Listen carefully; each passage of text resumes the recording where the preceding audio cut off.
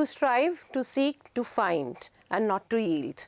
I repeat, to strive, to seek, to find, and not to yield, not to give up till the last breath. This is what a man's motto should be. What a piece of work is man. I have told you many times that not many literary writers, but all mean one and the same. Man is known by his reasoning faculty. And this reasoning faculty, this mind that God has given us, we can use to the utmost by sharpening it every day. The sharpening of the mind, the reasoning faculty of our logic that we are going to apply is best manifested in our language, because language is the building blocks of a language is words, and these words we learn through vocabulary. So vocabulary will play a pivotal role not only in the paper, but also in all the things, all spheres, all stratas of life that you're going to pass through. You're going to learn new words. So we have made a list of some very, very important Hindu vocabulary words so that you can enjoy doing them. Mark the words, synonyms, antonyms, idioms, sentence completion, sentence arrangement, so that any word, wherever you find it, you don't feel that this is something which I don't know, right? To start with the words directly today. I had taken the words yesterday, that is the word orchestra. This was the word, the last which I ended up, and I'm turning with, because every time I try to connect it with the last class, so that's what I'm doing. We did this in the last class, and we are turning to our next words for today, that is obviate. The word for today, obviate. Obviate is to remove something, right? I made the students learn by simple trick. The same trick I apply here with the letter P. Preclude, prevent, right, and impede. That means you don't allow that thing to happen. You can see the dominance of the P. Yes, you don't let that thing happen. You create a problem or difficulty. You thwart the execution of a plan.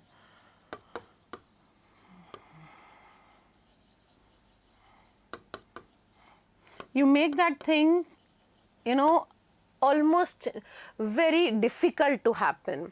You've heard the idiom put spokes in the wheel? Yes, you remove a need or difficulty, you preclude, you prevent, you remove, you get rid of, you do away with, you get around, you try to create a lot of problems for them.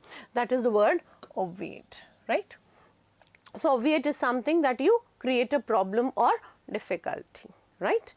Turning to our opposite of the word obviate, that is postulate, take, require, involve, call for, necessitate, demand, ask or need, right? So obviate is something that is you stop and this you let that thing happen. Next word is the word nevertheless. Nevertheless is used for in spite of that thing, we are letting that thing happen. So despite that, notwithstanding, all the same, nonetheless, even so, however, but. We have a long list of the words. These are called the twisters of a passage. They make a sentence, the flow of the sentence, they turn the flow of the sentence and make it in a different scenario, in a different form. So nevertheless is used in the same context. Moving to the next word, mutiny. Have you heard of Mangal Pandey mutiny? The first war of independence, 1857? Yes, this is an open rebellion against the proper authority, especially by soldiers or sailors against the officers. It's an insurrection, it's a rebellion. It's revolt or riot, revolution or uprising. You revolt against something, the existing order, you do not like that thing, that is called mutiny. The opposite would be calm, peace, obedience, subservience, something you revolt and something you let the thing happen in a very calm, composed, tranquil, serene manner. See, this word is very often used in the opposite, that is tranquil. Tranquil means serene, calm and composed, in a very composed state, right? Okay. Now taking up the next in this, before we turn to that, mutiny is any revolt. So your mutinies is actually a product of the dissatisfaction that the people face and they revolt against something. Misdemeanor. You can see the root mis, meaning yes, of course, not. and demeanor is your action, so not correct action. Demeanor is the way you behave, you act, your body language is all included in demeanor. So it's a wrong action, it's a minor wrongdoing, it's an evil deed, it's a crime, it's a felony, it's a criminal act, it's a misdeed, a kind of a wrong action. The opposite would be blameless, faultless, guiltless, and impeccability. Something which is not having any fault. See, this is a felony or a crime. This is something which is from the root culp. See this root. That means crime. So misdemeanor is a culprit, a wrongdoer, a person who has done something evil, something wrong, right? And this would be a person who has done something wrong. The opposite would be a person who is blameless, faultless, guiltless. He is totally impeccable without any fault or mistake. The next word, menacing. Menacing is any threat or a warning. Please note it for the tone of the passage, as we have laudatory and critical. We have menacing, which is threatening, warning, ominous. Something bad is going to happen. Something which acts as a threat or a warning to you. It is suggesting the presence of a danger. It is something which is very threatening. That is called the word menacing, right? The opposite would be friendly and auspicious. Something nice that happens, that is auspicious. So menacing is threatening and warning, and this is friendly and auspicious. Something good that is going to happen. Taking up the next words. I hope you are jotting down the words very carefully. Mellow. Your heart should be mellow. The mellow light of the sun, the mellow ripe fruits. Fruits are mellow ripe. That means they are something to the core, to the innermost past they are ripe. Mellow ripeness के लिए use होता है, maturity के लिए use होता है. Mellow is used for something which has grown to a state which is liked by all. A person's character tempered by maturity or experience. So it is the word mellow, mature, and a grown-up thing. Somebody who understands how to behave, somebody knows how to act, this is called mellow. A person's character, temperament, which is mature. Do you see the word amiable and amicable? You are very friendly, you understand the affectionate, the extrovert nature that you must compose. This is warm-heartedness towards things. That is called mellow. The opposite would be very harsh, you are very cruel. In fact, you are very churlish by nature, please note the word, or you are very peevish. He was a very peevish messenger. That means a messenger who is very rude, harsh, a cacophonous trumpet sound, kind of the ear-piercing sound the person was producing. It shows very rude and impolite behavior. The next word from the root lit. Lit is legal, right? So the process of taking legal action, legal proceedings, legal lawsuit, legal dispute, legal case, anything which is legalized would be litigation. The opposite would be naturally something which is sanctioned, approved, not legalized. So we would have the word illegal or illegitimate. Right. So the mellowness of the person made him win the heart of everyone. It is a litigation that is filed against the minister. Because of the lapse of the policy, he could not fill the premium of it.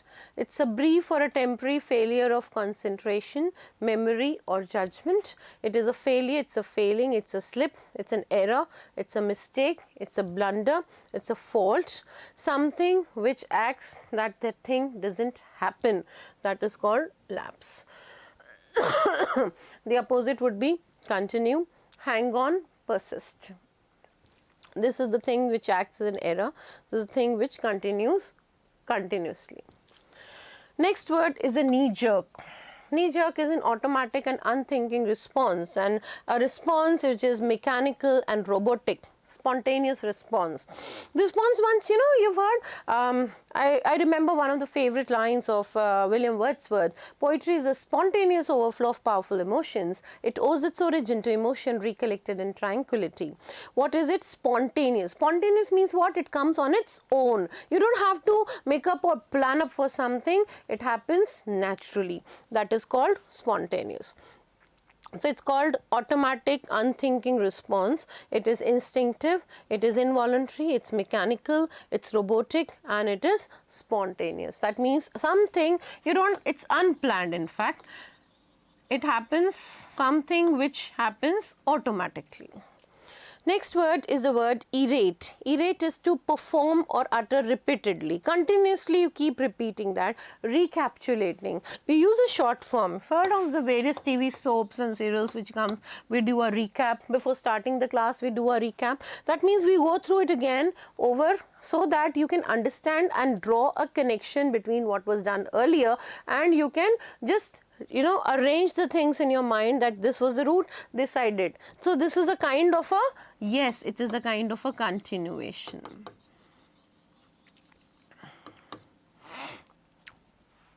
This thing you've been repeatedly doing, and that means you do not do that thing continuously. So, it's stoppage of something, right.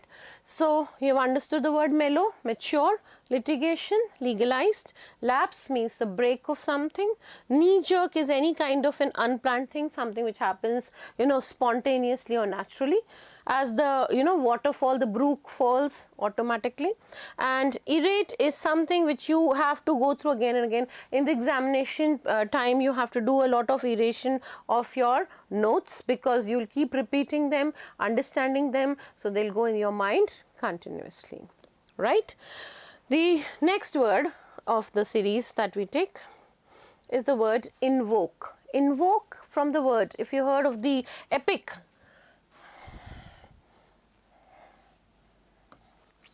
epic we say is a long narrative poem. In that you have an invocation. Invocation is actually linked with this, not exactly the same. It is a prayer to God, that please God help me in my problems. I'm under great tragic situations of life, please God help me.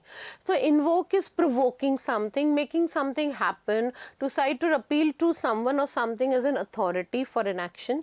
In support of an argument, cite, you give examples for something, refer to, adduce, have recourse to, crack down, law in order to achieve something. You are doing something to invoke, means get a response back. Why am I doing this vocabulary? So that I can invoke your vocabulary, which has been becoming lethargic with the passage of time, so that you can do your passages wonderfully. The next word, intrinsic. Intrinsic is very difficult, something which is inherent in you, inborn skill. By birth you have it. You don't have to, attain it. It's not a habit.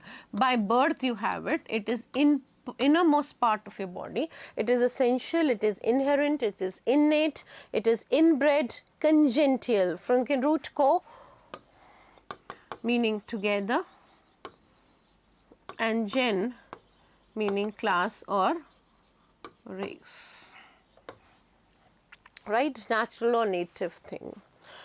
We have the word instigate, that will provoke someone to do something. Insinuate, that is to suggest or hint something. And infamy is something with a bad reputation, not a good reputation for something. Note the words invoke, intrinsic, instigate, insinuate, and infamy, right. I hope you have written all the words for today, and you are going to give your feedback soon. We will be waiting for your like and your subscription. Thank you, students.